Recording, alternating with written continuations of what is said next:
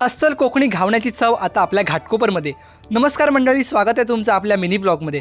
जागृतीनगर metro स्टेशनपासून जवळ असलेला आणि शिवसेना शाखेच्या अगदी शेजारी असलेला हा स्पॉट, जिथे घावणे फक्त 25 रुपयात मिळतात। ओमकार दादांनी ह्या व्यवसायाला सुरू करून 3 महिनेच झालेत, पण थोडा वेगळा कोकणी पदार्थ असल्यामुळे गर्दी ही बरीच असते। सुरुवात केली घावण्यांपासून, खाल्ल्यावर अगदी समाधान आणि थेट कोकणात आल्यासारखं वाटलं। आणि घावणे खायला मी मुद्दामून कोकणी माणसांनाच घेऊन आलेलो।